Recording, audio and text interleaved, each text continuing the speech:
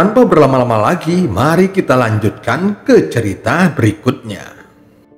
Gunung di awan hitam agak buram, seolah-olah ada sesuatu yang melilit puncak gunung dan memberikan perasaan yang sangat misterius.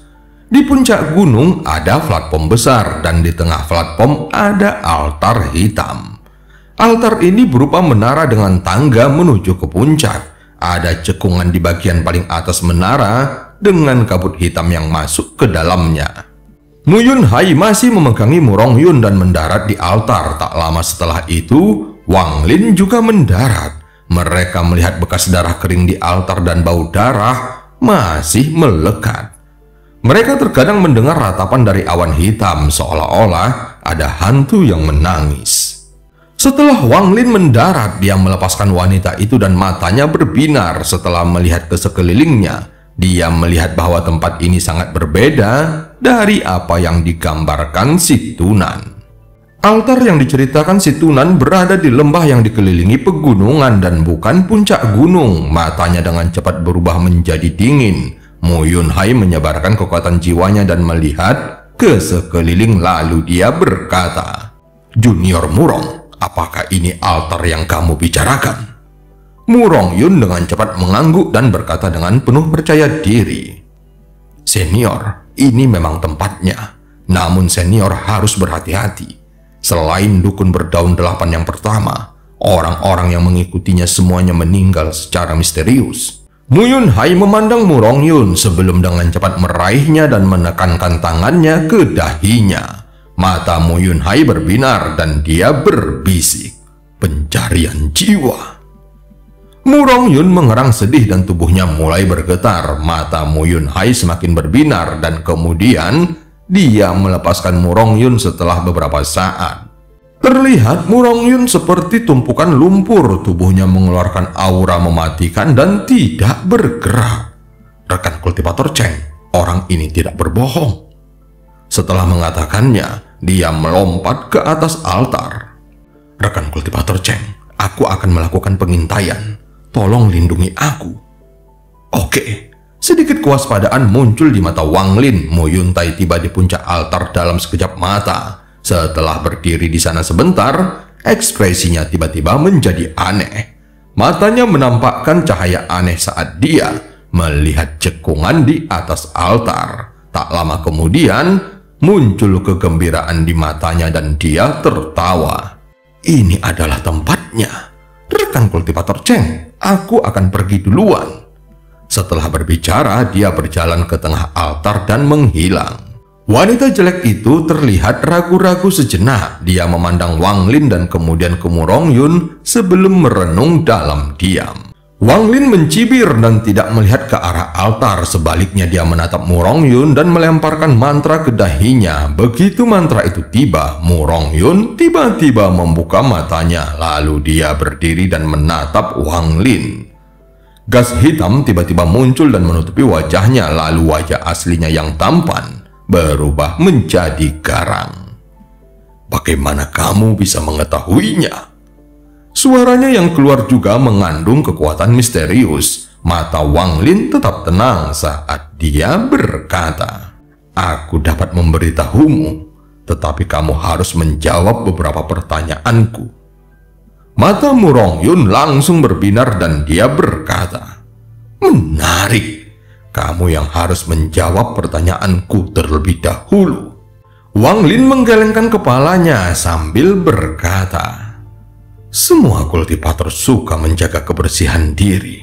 Jadi mereka menyimpan pakaian cadangan di tas bawaannya. Jarang ada orang yang tampil dalam keadaan acak-acakan sepertimu." Mendengar ini, Mu Rong Yun mencibir dan menjawabnya, "Apakah hanya karena itu?"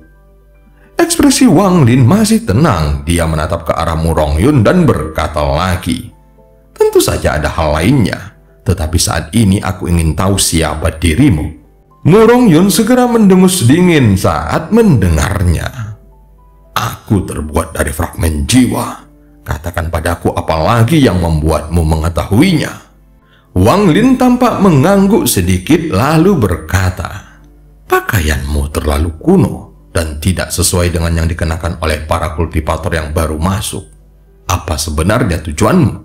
Aku tidak punya tujuan. Aku hanya tidak ingin kalian mendapatkan kristal planet kultivasi. Apakah hanya karena 2 poin itu? Mu Rongyun segera mengerutkan keningnya. Sementara itu, Wang Lin menghela nafas dan menggelengkan kepalanya. Alasan terakhir adalah simbol di pakaianmu.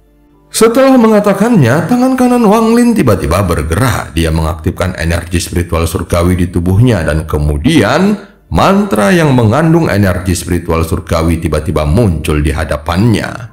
Saat tangan kanannya terangkat, mantra surgawi meluncur ke arah Mu Rongyun. Dia mencibir dan tidak bergerak, tetapi pada saat mantra surgawi mendarat, tubuhnya runtuh menjadi untayan gas hitam dan menghilang ke dalam awan hitam di sekitarnya.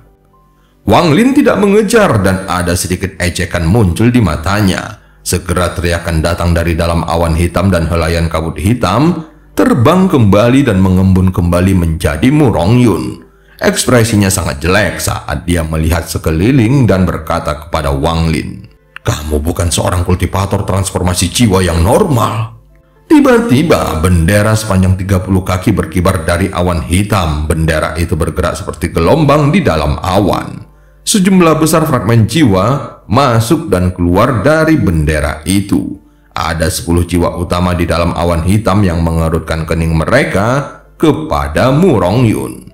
Di antara jiwa utama ini ada kilin berwarna ungu keemasan. Matanya juga menunjukkan kekejaman. Wang Lin telah menyempurnakan bendera 1 miliar jiwa sekali lagi dalam perjalanan ke sini bersama si Tunan.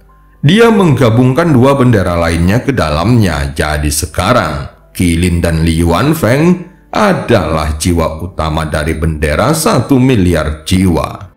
Sekarang bendera 1 miliar jiwa ini memiliki 28 jiwa utama. Apakah kamu pikir kamu bisa mengalahkanku dengan cara seperti ini?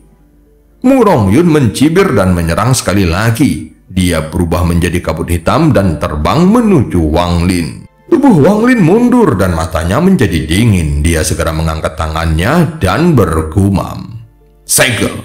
Pada saat ini bendera lain berkibar dari awan hitam. Begitu itu muncul, sejumlah besar pembatasan dilemparkan.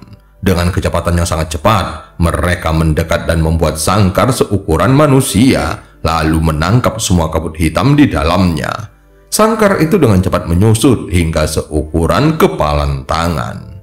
Bentuk kehidupan yang terbuat dari fragmen jiwa sangat sulit untuk dibunuh, dan bahkan jika mereka dibunuh, korbannya adalah pemilik dari fragmen jiwa tersebut dan bukan bentuk kehidupannya. Jika Wang Lin menggunakan energi spiritual surgawi dan tidak menahan apapun, dia bisa membunuh makhluk ini. Namun lebih banyak fragmen jiwa yang akan datang dan mereformasi bentuk kehidupannya lagi. Dalam beberapa waktu, makhluk hidup ini tidak akan pernah mati. Namun ketika kristal planet kultivasi hancur, maka fragmen jiwa ini juga akan runtuh. Tidak ada yang tahu apakah makhluk hidup selanjutnya yang mereka hadapi akan berisi fragmen jiwa orang yang mereka cintai. Pada saat itu, bagaimana mereka bisa bertindak? Jika itu adalah bagian jiwa sendiri, maka itu akan lebih mudah karena seseorang memiliki hubungan misterius dengan fragmen jiwanya. Tentu saja ada beberapa orang yang tidak punya hati di dalam makam Sujaku. Ada beberapa orang yang setelah mengamatinya sebentar dan mengetahui rahasianya, mereka akan mulai melakukan perjudian. Mereka menghancurkan satu demi satu fragmen jiwa dan kemudian menunggu bentuk kehidupan terbentuk kembali dengan memanggil lebih banyak fragmen jiwa. Mereka melanjutkan cara bodoh ini dengan harapan menemukan fragmen jiwa mereka sendiri.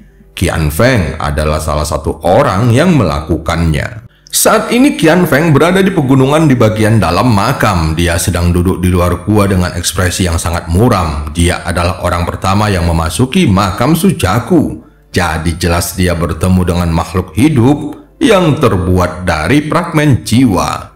Makhluk hidup ini tidak dapat dibunuh. Jadi pada akhirnya baik para kultivator maupun anggota klan abadi yang terbuang, bertemu dengan sesuatu seperti Murongyun dan terus bertarung untuk menuju puncak gunung itu. Ada beberapa orang yang tertipu oleh altar, tetapi Qian Feng tidak terjebak dan melarikan diri. Dia menghabiskan banyak waktu dan tenaga sebelum akhirnya menemukan altar yang sebenarnya dan memasuki bagian dalam makam Sujaku. Meskipun bagian dalamnya lebih kecil dari bagian luarnya, namun tetap saja sangat besar. Ada juga lebih banyak bentuk kehidupan di sini dan beberapa di antaranya sangat kuat. Qian Feng tidak bisa mengalahkan mereka, jadi dia terpaksa mundur. Selama hari-hari ini di bagian dalam, dia masih belum bisa menemukan kuburan Sujaku yang pertama. Seiring berjalannya waktu, semakin banyak sosok dan anggota klan abadi yang terbuang memasuki bagian dalam. Qian Feng secara pribadi melihat fragmen seorang kultivator transformasi jiwa yang familiar meredup dan mati setelah beberapa anggota klan abadi yang terbuang membunuh salah satu makhluk hidup itu. Tentu saja adegan ini mengejutkan semua orang di sekitarnya. Qian Feng mengetahui bahwa jiwa asal orang ini telah hancur dan dia telah mati total. Setiap orang yang memasuki makam Sujaku sangatlah pintar, sehingga mereka langsung mengerti maksud di balik ini.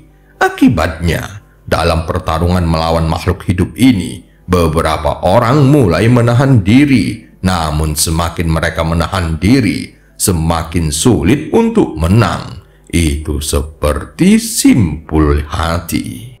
Qian Feng telah duduk di luar gua ini selama lebih dari setengah bulan. Hatinya terasa sangat cemas dan ini sangat membuatnya kesal. Dia tidak tahu berapa lama waktu yang dia miliki sebelum kristal planet kultivasi pecah.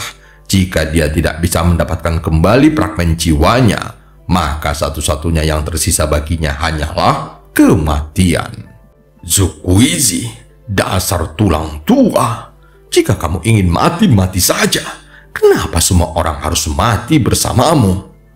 Qian Feng mengatupkan giginya dan meninju tanah. Dia menarik napas dalam-dalam, matanya berbinar dan dia melihat ke gua di depannya. Dia mulai menghitung di dalam hati dan kemudian tiba-tiba mengeluarkan labu hitam. Tangan kanannya membentuk segel dan kemudian menunjuk ke arah labu tersebut. Kupu-kupu merah, keluarlah. Sinar cahaya keemasan keluar dari labu hitam dan kupu-kupu merah muncul di hadapan Qian Feng. Dia mengenakan gaun merah. Dia masih secantik sebelumnya dan matanya masih tanpa kehidupan. Pada saat ini, sikap dingin dan arogansi yang dulu dia miliki sudah tidak ada lagi. Yang tersisa hanyalah kesedihan dan ketidakpedulian yang memilukan. Labu ini merupakan harta karun keluarganya yang konon merupakan peninggalan leluhurnya. Tidak hanya memiliki rahasia, itu juga dapat menyimpan makhluk hidup. Waktunya sudah habis, jadi seharusnya sudah pulih. Pergilah memancingnya. Kupu-kupu merah tidak mengatakan sepatah kata pun saat dia perlahan berjalan ke dalam gua. Qian Feng menarik napasnya dalam-dalam, tangannya membentuk segel dan energi spiritual surgawi di tubuhnya diaktifkan. Energi spiritual surgawi perlahan berkumpul di jarinya hingga membentuk bola emas kecil. Namun wajah Qian Feng muram saat dia menatap ke dalam gua. Tak lama kemudian, suara gemuruh datang dari dalam gua dan tanah mulai bergetar. Kupu-kupu merah berlari keluar dari dalam gua dan berdiri di samping Qian Feng. Di saat yang sama, sesosok tubuh tinggi keluar dari gua. Ini adalah raksasa setinggi 100 kaki dan tubuhnya mengeluarkan asap hitam. Setiap langkah yang diambilnya menyebabkan tanah berguncang hebat. Saat raksasa itu berjalan keluar gua, mata Qian Feng menjadi dingin dan dia menunjuk ke arahnya. Kemudian bola kecil di ujung jarinya melesat ke arah raksasa itu. Raungan marah datang darinya saat tubuhnya runtuh menjadi helaian asap hitam yang tak terhitung jumlahnya untuk menghindari bola cahaya. Meledak! Dengan satu kata, bola cahaya itu tiba-tiba meledak dan menciptakan ledakan dahsyat yang dengan cepat menyebar ke segala arah. Seluruh gunung bergetar dan sejumlah besar batu mulai berjatuhan. Semua helai asap hitam yang keluar hancur tanpa terkecuali. Ini sudah yang ke-69 dan aku masih belum menemukan fragmen jiwaku. Qian Feng mengerutkan kening. Dia tahu bahwa metode ini bukanlah metode terbaik. Namun makam Sujaku ini terlalu besar dan dia tidak cukup kuat untuk pergi ke banyak tempat. Jadi dia hanya bisa menggunakan metode bodoh ini dan berharap keajaiban. Di gunung dengan altar di bagian luar makam Sujaku, Wang Lin memegang bola dengan bentuk kehidupan tersegel di dalamnya dan melompat ke bawah. Adapun wanita jelek itu, Wang Lin mengabaikannya.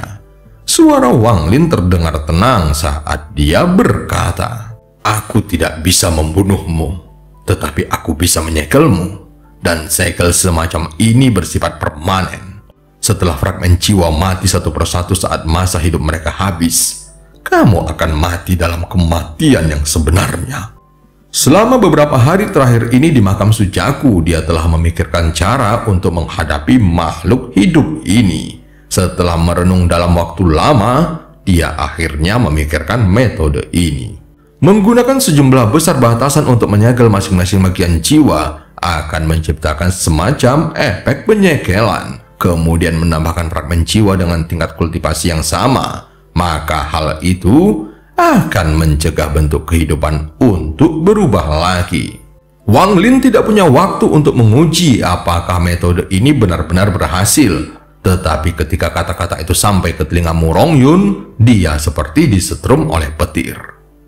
"Aku tidak bisa dibunuh. Saat fragmen jiwa yang kubuat mati, aku bisa mengumpulkan lebih banyak fragmen jiwa untuk mereformasi diriku sendiri." Raungan Mu Rongyun datang dari dalam bola. Wang Lin dengan dingin mendengus dan mendarat di kaki gunung. Dia menunjuk ke tanah dan membuat lubang sedalam beberapa puluh kaki. Wang Lin melompat ke dalam lubang, menempatkan bola di dalamnya dan mulai memasang batasan di dekatnya.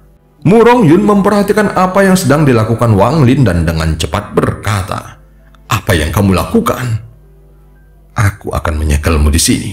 Aku akan kembali 100 tahun lagi untuk melihat apakah metodeku berhasil atau tidak." Saat Wang Lin berbicara, dia terus menerapkan pembatasan. Mu Rongyun merenung beberapa saat sebelum berteriak, "Kamu, apa sebenarnya yang kamu inginkan?" Mata Wang Lin bersinar terang dan dia dengan tenang menjawabnya, "Aku ingin fragmen jiwaku." Mu Rongyun dengan cepat berkata, "Itu tidak mungkin. Kami diciptakan oleh kristal planet kultivasi dan terbuat dari fragmen jiwa. Tetapi kami tidak bisa memilih fragmen jiwa mana yang kami dapatkan. Selain itu, aku terlalu lemah untuk mengumpulkan fragmen jiwa seorang kultivator sepertimu. Hanya makhluk hidup yang kuat di bagian dalam yang dapat mengambil fragmen jiwa dari para kultivator kuat di kristal planet kultivasi." Mata Wang Lin menjadi dingin mendengarnya. Dia segera menggelengkan kepalanya, lalu meletakkan pembatasan terakhir dan terbang keluar dari lubang yang dalam. Di dasar lubang hanya ada bola yang dibentuk oleh pembatasan yang dikelilingi oleh batasan yang berkedip-kedip. Aku tahu metode sebenarnya untuk memasuki bagian dalam." Mu Rongyun tidak berani bertaruh. Jika dia kalah, maka dia akan benar-benar mati. Wang Lin melihat ke pegunungan di kejauhan dan berkata, "Aku juga tahu." Lalu dia menunjuk ke tanah dan lubang itu mulai menutup. Saat hendak menutup sepenuhnya, raungan Mu Rongyun datang dari dalam. "Kami memiliki seorang raja di bagian dalam makam. Hanya dia yang bisa mengekstraksi fragmen jiwa dari kristal planet kultivasi. Ini adalah kebenarannya. Bagaimana caranya?" Wang Lin menunjuk ke tanah untuk berhenti menutupnya. Kemudian Mu Rongyun dengan cepat menjawabnya, "Setelah kamu masuk ke bagian dalam, pergilah ke timur. Terdapat 9 gunung yang membentuk jurang raksasa. Alih-alih kabut hitam, yang keluar adalah kabut putih sehingga mudah ditemukan. Raja ada di dasar jurang itu." Mata Wang Lin berbinar mendengarnya, lalu dia mengangkat tangannya untuk meninggalkan tempat ini, dan tanah mulai menutup sekali lagi. "Kamu!" Suara Murong Yun terpotong ketika tanah tertutup, bahkan tidak meninggalkan celah sedikit pun.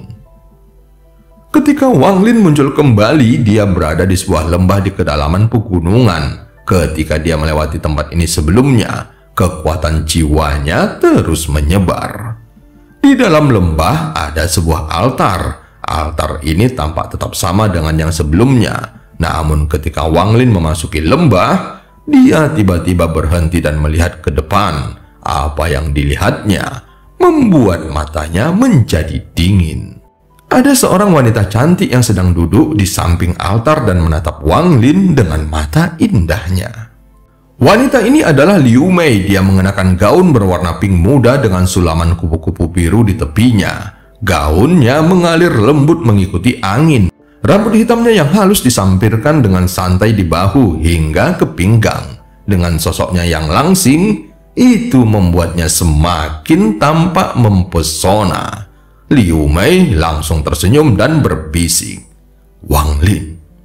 Ekspresi Wang Lin tetap dingin. Dia melihat ke altar di samping Liu Mei dan dengan lembut berkata, "Minggir." Liu Mei mengungkapkan sedikit kelemahan di matanya dan dengan lembut bertanya, "Wang Lin, apakah kamu membenciku?"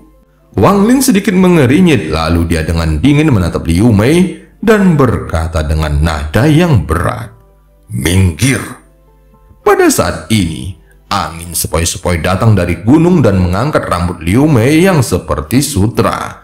Pemandangan elegan ini juga dipenuhi dengan keindahan yang halus. Sosok Liu Mei memang sangat cantik. Dia dengan lembut meletakkan helaian rambut yang terangkat oleh angin ke belakang telinganya. Lalu dia menatap Wang Lin dengan kebencian di matanya. "Wang Lin, kamu orang yang berhati dingin. Mungkinkah selain limuan, kamu tidak bisa membiarkan orang lain masuk ke dalam hatimu?" Mata Wang Lin menjadi dingin ketika mendengarnya. Dia dengan dingin menatap Liu Mei dan menyentuh tasnya. Pedang surgawi segera muncul di tangannya tanpa ragu-ragu. Dia mengaktifkan energi spiritual surgawinya dan mengayunkan pedangnya. Ayunan dengan energi spiritual surgawi melintasi lembah seperti meteor. Ekspresi Liu Mei tetap tenang. Dia menunjuk ke udara di depannya dan sosok burung merak muncul. Pada saat energi pedang tiba, mata burung merak mulai bersinar hijau. Kemudian dia menggoyangkan tubuhnya dan beberapa bulu dengan cepat rontok dari tubuhnya dan menciptakan perisai. Energi pedang bertabrakan dengan bulu dan gelombang kejut yang dihasilkan menyebabkan pakaian Liu Mei dan Wang Lin berkibar kencang tertiup angin. Mata Liu Mei berbinar saat dia melihat ke arah Wang Lin dan berkata, "Kamu memang telah berada pada tahap awal transformasi jiwa. Wang Lin, kecepatan kultivasimu sangat cepat." Mata Wang Lin menjadi dingin. Dia melihat pedang surgawi di tangannya dan dengan lembut mengelusnya. Lalu dia berkata dengan nada yang berat, "Liu Mei, aku akan mengatakannya untuk yang terakhir kalinya. Minggir atau aku akan menyerang dengan seluruh kekuatanku." Liu Mei menggigit bibir bawahnya, lalu menggelengkan kepalanya dan berbisik, "Aku tidak bisa membiarkanmu. Wang Lin, kamu tidak punya kesempatan untuk bertahan hidup di dalam. Bagaimana kalau kamu memberiku domainmu, dan aku akan mendapatkan kembali fragmen jiwamu untukmu?"